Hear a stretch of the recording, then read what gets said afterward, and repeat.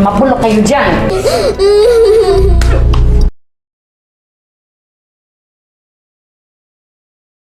Anong kailangan mo sa pamilya Saragosa? Para labanan kita. Inaakala mong isang araw lang sa buhay mo ang aking sisirain.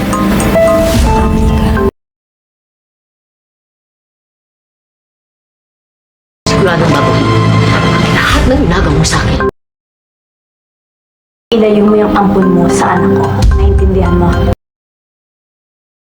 Bilang isang Saragosa, may karapatan din ako sa pamamahay na ito.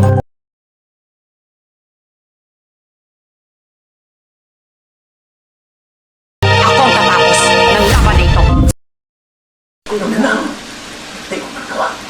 Malakas yung pakiramdam nila at saka mabilis. Sabihin mo, hindi ka marunong bastante. Pasensya na po kayo. Hayaan nyo, susunod. Wala ang susunod. Walang susunod. Wala ang susunod. Sige na. Malis ka na. Malis ka na.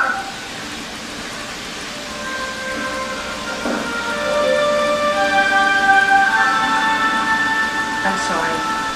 Pati kayo nagdami sa problema ko.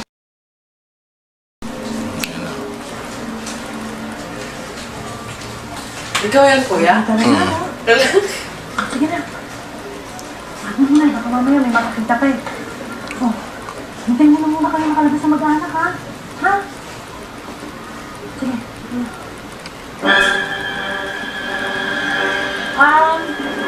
Hintayin niyo na ako ha. Bili na ako ng soft drinks para sa inyo para ma-price ko na naman kayo. Hindi na, nakakaya naman sa inyo. Huwag na kayo mag-abala. Hindi, sige na ako sa inyo. Dali ka. Hintayin niyo na ako dyan ha. Babalik ako. Diyan lang kayo. Babalik ako.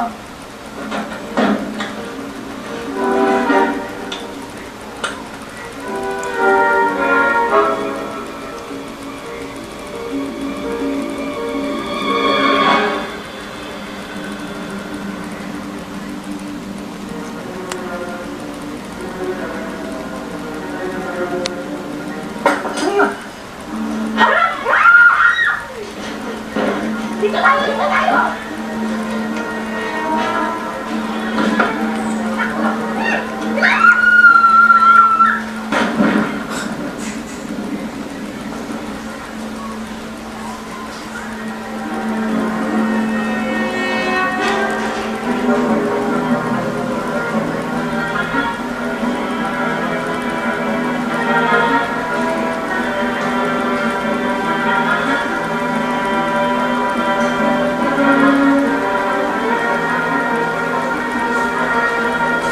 Divina, anong nangyari sa'yo?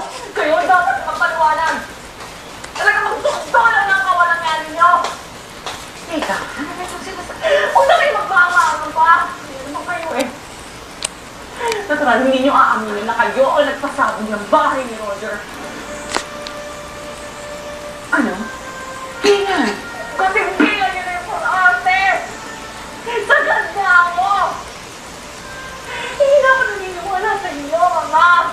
Pakitin niyo na lang kami eh. For Diyos y for Santo Divina. Magagawa ko na rin sa'yo. Pagkakitin yung talong niyo. Tama na ha. Sobra na ito. Hindi na ako tatanggap ng anumang pagbibintang mo. Bakit ba tuwing may nangyaring gulo dito? Ako lang akong nakikita mo. Akong laging mali. Sa paningin mo ba wala na akong magagawang tama o kabutihan? Sinagot niyo ng pamilyo.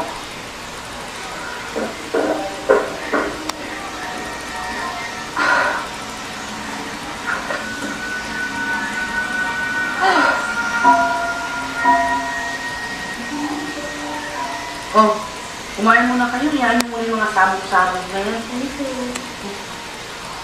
Malamaya na.